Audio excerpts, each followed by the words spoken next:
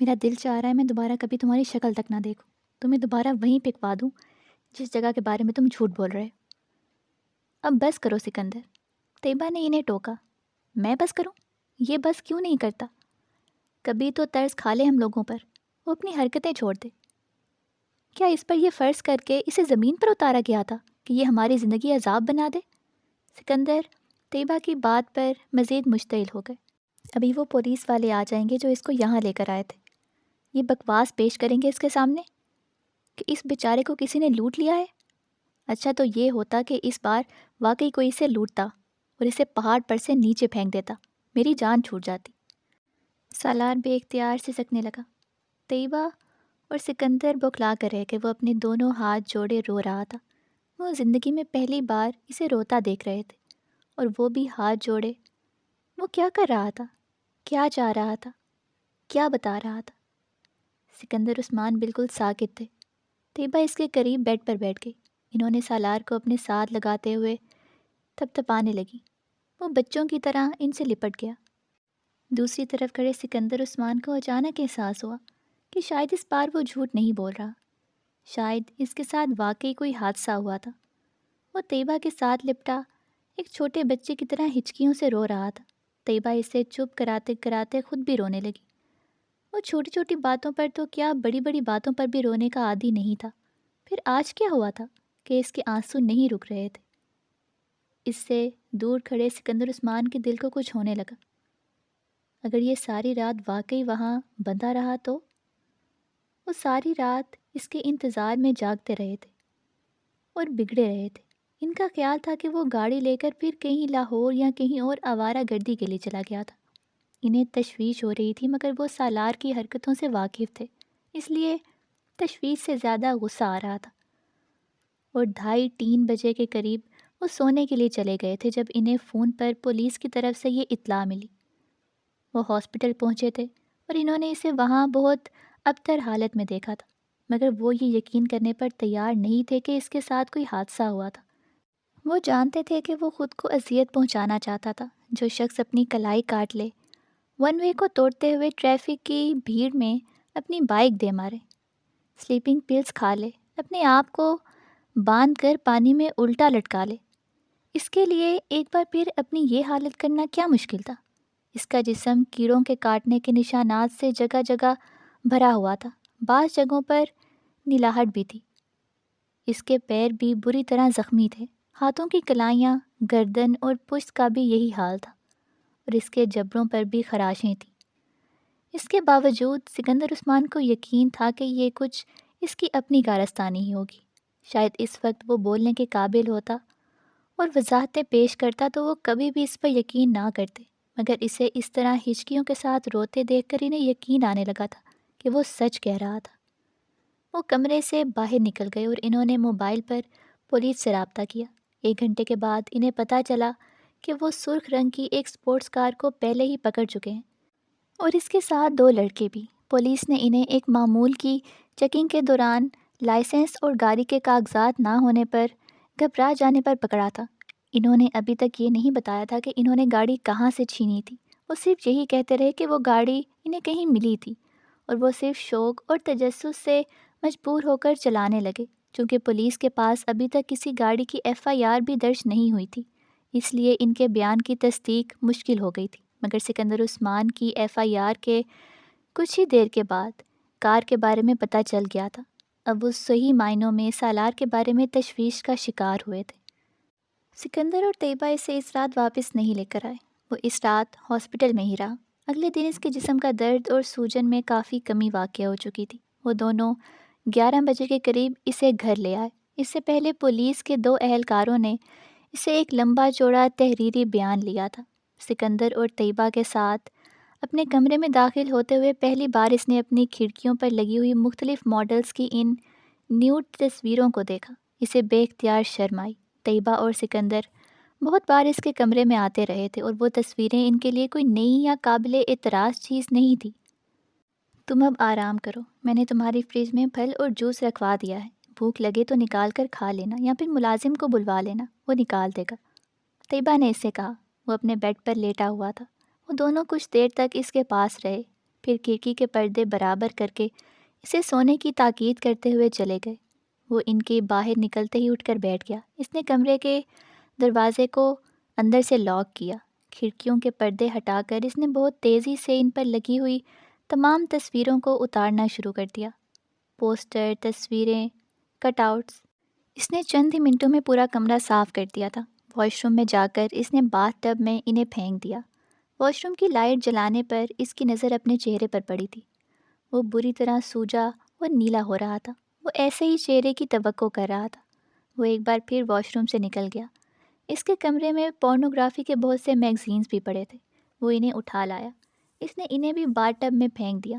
پھر وہ باری باری اپنے ریک میں پڑی ہوئی گندی ویڈیوز اٹھا کر اس میں ڈال رہا تھا۔ آدھے گھنٹے کے اندر اس کا کارپیٹ ٹیپ کے ڈھیر سے بھر چکا تھا۔ اس نے وہاں موجود تمام ویڈیوز کو ضائع کر دیا اور ٹیپ کے اس ڈھیر کو اٹھا کر باتھ ٹب میں پھینک دیا اور لائٹر کے ساتھ اس نے انہیں آگ لگا دی۔ ایک چنگاری بھڑکی اور وہ تصویریں اور ٹیپ کا وہ ڈھیر جلنے لگا تھا۔ اس نے ایگزاسٹ آن کر دیا تھا، باتھ روم کی کھڑکیاں بھی کھول دیں۔ وہ اس ڈھیر کو اس لیے جلا رہا تھا کیونکہ وہ اس آگ سے بچنا چاہتا تھا جو دوزخ میں اسے اپنی لپیٹوں میں لے لیتی۔ آگ کی لپیٹیں تصویروں اور ٹیپ کے اندر گھل رہی تھیں، یوں جیسے وہ صرف آگ کے لیے ہی بنائی گئی تھیں۔ وہ پلکیں جھپکے بغیر باتھ ٹب میں آگ کے اس ڈھیر کو دیکھ رہا تھا، یوں جیسے وہ اس وقت کسی دوزخ کے کنارے کھڑا تھا۔ ایک رات پہلے اس پہاڑی پر اس حالت میں اسلام آباد کی روشنیوں کو دیکھتے ہوئے اس نے سوچا تھا کہ وہ اس کی زندگی کی آخری رات تھی اور وہ اس کے بعد دوبارہ کبھی ان روشنیوں کو نہیں دیکھ سکے گا۔ اس نے ہذیانی حالت میں گلا پھاڑ کر چیختے ہوئے بار بار کہا تھا، ایک بار، صرف ایک بار مجھے ایک موقع دے، صرف ایک موقع، میں دوبارہ گناہ کے پاس تک نہیں جاؤں گا، میں کبھی گناہ کے پاس نہیں جاؤں گا۔ اسے یہ موقع دے دیا گیا تھا۔ اب اس وعدے کو پورا کرنے کا وقت تھا۔ آگ نے ان سب کاغذوں کو راکھ بنا دیا تھا۔ جب آگ بجھ گئی تو اس نے پانی کھول کر پائپ کے ساتھ اس راکھ کو بہانا شروع کر دیا۔ سالار پلٹ کر دوبارہ واش روم سے باہر آ گیا۔ گلے میں موجود سونے کی چین کو وہ لوگ اتار کر لے گئے تھے، مگر اس کے کان کی لو میں موجود ڈائمنڈ ٹاپس وہیں تھا۔ وہ پلاٹینیم میں جڑا ہوا تھا اور ان لوگوں نے اس پر کوئی توجہ نہیں دی تھی۔ شاید ان کا خیال ہوگا کہ وہ کوئی معمولی پتھر یا پھر زرکون ہوگا، یا پھر شاید اس کے لمبے گھنے بالوں کی وجہ سے اس کے کان کی لو چھپی ہوئی تھی۔ وہ کچھ دیر آئینے میں خود کو دیکھتا رہا، پھر اس نے کان کی لو میں موجود ٹاپس نکال کر واش بیسن کے پاس رکھ دیا۔ شیونگ کٹ میں موجود کلپر نکال کر وہ اب اپنے بال کاٹ رہا تھا، بڑی بے رحمی کے ساتھ اور بے دردی سے۔ واش بیسن میں بہتا ہوا پانی ان بالوں کو اپنے ساتھ بہا کر لے جا رہا تھا۔ ریزر نکال کر اس نے شیو کرنی شروع کر دی۔ وہ جیسے اپنی تمام نشانیوں سے پیچھا چھڑا رہا تھا۔ شیو کرنے کے بعد اس نے اپنے کپڑے نکالے اور اپنے ہاتھوں پر بندھی پٹیوں کو کھولا اور شاور کے نیچے جا کر کھڑا ہو گیا۔ وہ پورا 1 گھنٹہ اپنے پورے جسم کے ایک ایک حصے کو کلمہ پڑھ پڑھ کر صاف کرتا رہا، یوں جیسے وہ آج پہلی بار اسلام سے متعارف ہوا، پہلی بار مسلمان ہوا ہو۔ واش روم سے باہر آ کر اس نے فریج میں رکھے سیب کو چند ٹکڑوں میں کاٹا اور پھر سونے کے لیے لیٹ گیا۔ دوبارہ اس کی آنکھ الارم سے کھلی جسے اس نے سونے سے پہلے لگایا تھا۔ 2 بج رہے تھے۔ مائی گاڈ سالار، یہ اپنے بالوں کو کیا کیا ہے تم نے؟ طیبہ اسے دیکھتے ہی کچھ دیر کے لیے بھول گئیں کہ وہ بولنے کیا آئی تھیں۔ سالار نے اپنی جیب سے ایک کاغذ نکال کر ان کے سامنے کیا۔ میں مارکیٹ جانا چاہتا ہوں، اس پر لکھا ہوا تھا۔ کس لیے؟ طیبہ نے اسے حیرانی سے دیکھا۔ تم ابھی ٹھیک نہیں ہوئے ہو، ابھی کچھ ہی گھنٹے ہوئے ہیں تمہیں ہاسپٹل سے آئے اور تم ایک بار پھر آوارہ گردی کے لیے نکلنا چاہتے ہو۔ طیبہ نے قدرے نرم آواز میں اسے جھڑکا۔ ممی، میں کچھ کتابیں خریدنا چاہتا ہوں۔ سالار نے ایک بار پھر کاغذ پر لکھا۔ میں آوارہ گردی کرنے کے لیے نہیں جا رہا۔ طیبہ کچھ دیر اسے دیکھتی رہی۔ تم ڈرائیور کے ساتھ چلے جاؤ۔ سالار نے سر ہلا دیا۔ وہ جس وقت مارکیٹ کی پارکنگ میں گاڑی سے اترا، شام ہو چکی تھی۔ مارکیٹ کی روشنیاں وہاں جیسے رنگ و نور کا ایک سیلاب لے آئی تھیں۔ وہ جگہ جگہ پھرتے لڑکے اور لڑکیوں کو دیکھ رہا تھا۔ مغربی لباس میں ملبوس بے فکری اور لاپرواہی سے کہکہی لگاتے ہوئے اسے زندگی میں پہلی بار اس جگہ سے وحشت ہوئی تھی، وہی وحشت جو 48 گھنٹے پہلے مارگلا کی پہاڑیوں پر محسوس کرتا رہا تھا۔ وہ انہی لڑکیوں میں سے ایک لڑکیوں سے چھیڑ چھاڑ کرنے والا، بلند و بانگ کہہ لگانے والا، فضول اور بیہودہ باتیں کرنے والا، اپنا سر نیچے کیے وہ کسی بھی چیز پر دھیان دیے بغیر سامنے نظر آنے والی بک شاپ میں چلا گیا۔ اپنی جیب سے کاغذ نکال کر اس نے دکاندار کو اپنی مطلوبہ کتاب کے بارے میں بتایا۔ وہ قرآن پاک کا ایک ترجمہ اور نماز کے بارے میں کچھ دوسری کتابیں خریدنا چاہتا تھا۔ دکاندار نے اسے حیرانی سے دیکھا۔ وہ سالار کو اچھی طرح جانتا تھا۔ وہ وہاں سے پورنوگرافی کے غیر ملکی میگزینز اور سیڈیز لیا کرتا تھا۔ وہ دوسرے انگلش ناولز لکھنے والوں کے ہر نئے ناولز کو خریدنے کا عادی تھا۔ سالار اس کی نظروں کے استجاب کو سمجھتا تھا۔ وہ اس سے نظریں ملانے کی بجائے صرف کاؤنٹر کو دیکھتا رہا۔ وہ آدمی کسی سیلز مین کو ہدایت دیتا رہا۔ پھر اس نے سالار سے کہا، آپ بڑے دن بعد آئے، کہیں گئے ہوئے تھے؟ اسٹڈیز کے لیے باہر۔ اس نے سر ہلاتے ہوئے سامنے پڑے ہوئے کاغذ پر لکھا۔ اور یہ گلے کو کیا ہوا؟ بس ٹھیک نہیں ہے، اس نے لکھا۔ سیلز مین قرآن پاک کا ترجمہ اور دوسری مطلوبہ کتابیں لے آیا۔ ہاں، یہ اسلامی کتابوں کا آج کل بڑا ٹرینڈ چلا ہوا ہے، لوگ بہت پڑھنے لگے ہیں، بڑی اچھی بات ہے، خاص طور پر باہر جا کر تو ضرور پڑھنا چاہیے، دکاندار نے بڑے کاروباری انداز میں مسکراتے ہوئے کہا۔ سالار نے کچھ نہیں کہا۔ وہ اپنے سامنے پڑے کتابوں پر نظر دوڑانے لگا۔ چند لمحوں کے بعد اس نے دائیں ہاتھ قرآن پاک کے ترجمے کے ساتھ کاؤنٹر پر خالی جگہ پر شاپ کیپر نے اس کے سامنے پورنوگرافی کے کچھ نئے میگزینز رکھ دیے۔ کتابوں کو دیکھتے دیکھتے اس نے چونک کر سر اٹھایا۔ یہ نئے آئے ہیں، میں نے سوچا آپ کو دکھا دوں، ہو سکتا ہے آپ خریدنا پسند کریں۔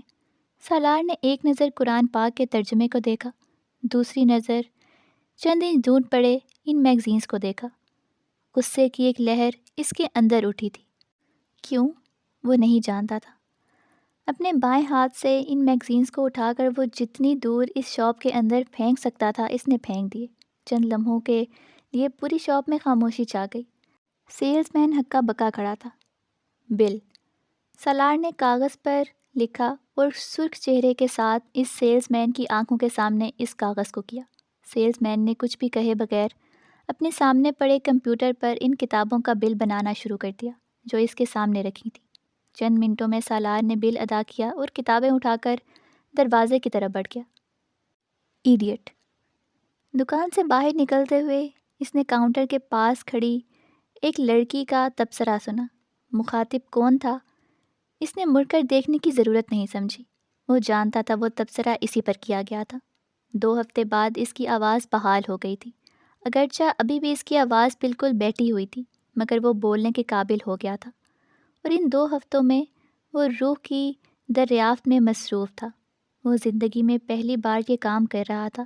شاید زندگی میں پہلی بار اسے یہ احساس ہوا تھا کہ روح بھی کوئی وجود رکھتی تھی، اور اگر روح کے ساتھ کوئی مسئلہ ہو جائے تو وہ زندگی میں پہلی بار خاموشی کے ایک لمبے فیز میں داخل ہوا تھا۔ بولنا نہیں، سننا نہیں، صرف سننا بھی بعض دفعہ بہت اہم ہوتا ہے۔ اس کا ادراک اسے پہلی بار ہوا تھا۔ اسے زندگی میں کبھی رات سے خوف نہیں آیا تھا۔ اس واقعے کے بعد اسے رات سے بے تحاشا خوف آنے لگا تھا۔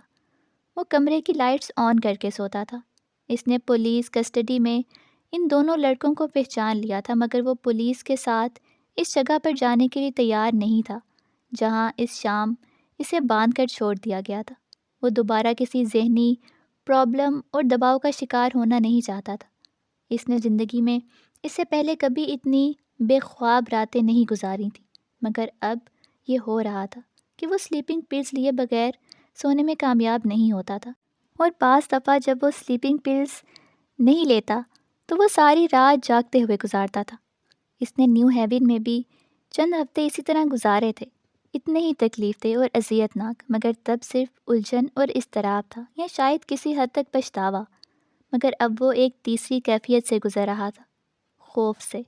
وہ اندازہ نہیں کر پا رہا تھا کہ اس رات اسے کس چیز سے زیادہ خوف آیا تھا، موت سے، قبر سے، یا پھر دوزخ سے۔ امامہ نے کہا تھا، ایس ٹی سی کے بعد پین ہوتی ہے، موت پین تھی۔ اس نے کہا تھا پین کے بعد نتھنگنیس ہوگی، قبر نتھنگنیس تھی۔ امامہ نے کہا تھا نتھنگنیس کے بعد ہیل آ جائے گا۔ وہ وہاں تک پہنچنا نہیں چاہتا تھا، وہ اس ایس ٹی سی سے بچنا چاہتا تھا جو اس پین سے ہیل کا سفر کرنے پر مجبور کر دیتی۔ اگر مجھے ان سب چیزوں کا پتہ نہیں تھا تو امامہ کو کیسے پتہ تھا؟ وہ میری ہی عمر کی ہے، وہ میرے جیسے خاندان سے تعلق رکھتی ہے، پھر اس کے پاس ان سوالوں کے جواب کیسے آ گئے؟ وہ حیران ہوتے ہوئے سوچنے لگتا۔ آسائشیں تو اس کے پاس بھی ویسی ہی تھیں جیسے میرے پاس تھی، پھر اس میں اور مجھ میں کیا فرق تھا؟ وہ جو مکتبہ فکر سے تھی وہ کون ہوتے ہیں، اور وہ کیوں اس مکتبہ فکر سے منسلک رہنا نہیں چاہتی تھی؟ اس نے پہلی بار اس کے بارے میں تفصیلی پڑھا، اس کی الجھنوں میں اضافہ ہوا۔ ختم نبوت پر اختلاف کیا اتنا اہم ایشو ہے کہ ایک لڑکی اس طرح اپنا گھر چھوڑ کر چلی جائے؟ میں نے اسجد سے اس لیے شادی نہیں کی کیونکہ وہ ختم نبوت پر یقین نہیں رکھتا۔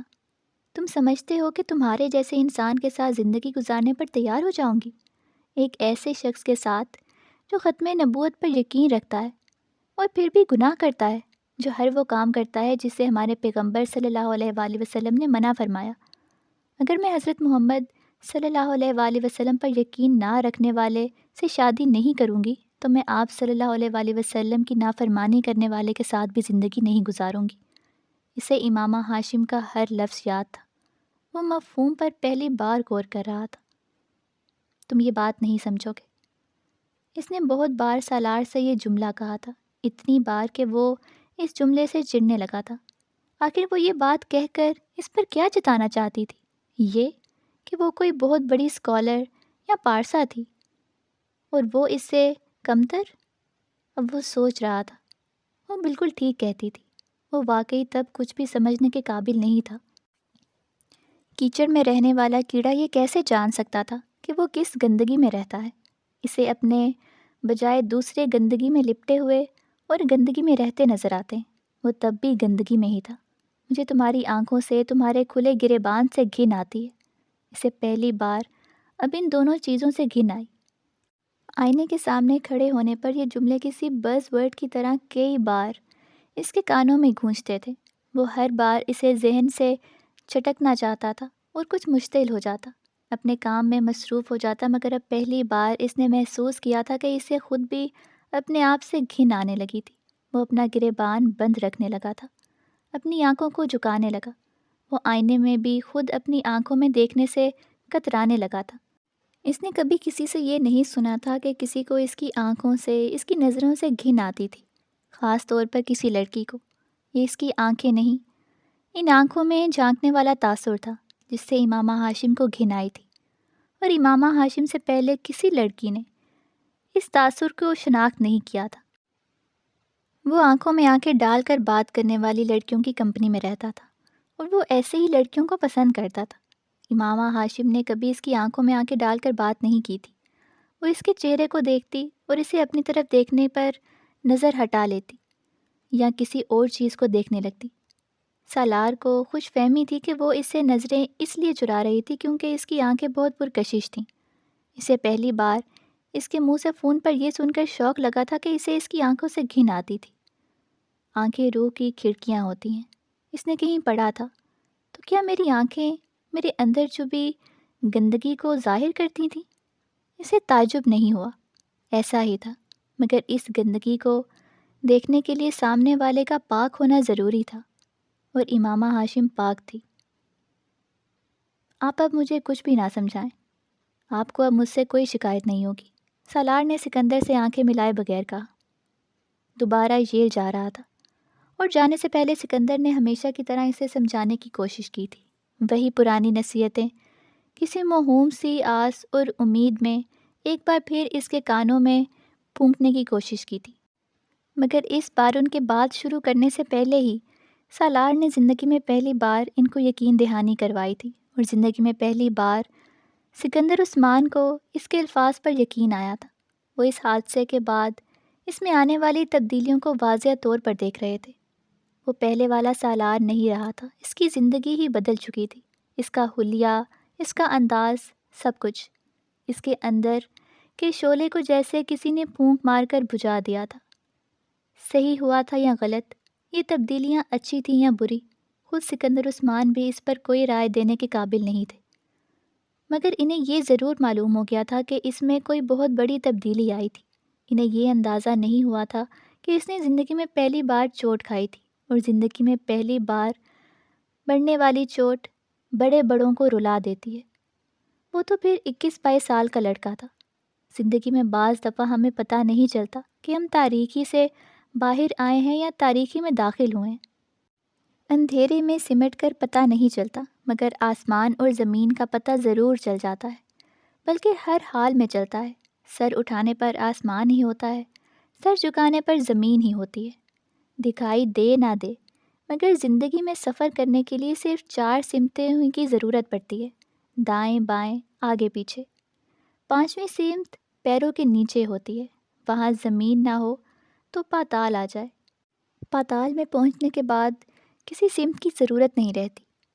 6ٹھی سمت سر سے اوپر ہوتی ہے، وہاں چاہا ہی نہیں جا سکتا، وہاں اللہ ہوتا ہے، آنکھوں سے نظر نہ آنے والا، مگر دل کی دھڑکن، خون کی ہر گردش، ہر آنے جانے والے سانس، حلق سے اترنے والے ہر نوالے کے ساتھ محسوس ہونے والا۔ وہ فوٹوگرافک میموری، وہ 150 IQ لیول، اسے اب عذاب لگ رہا تھا۔ وہ سب کچھ بھولنا چاہتا تھا، وہ سب جو وہ کرتا رہا تھا۔ وہ کچھ بھی بھلانے کے قابل نہیں تھا۔ کوئی اس سے اس کی تکلیف پوچھتا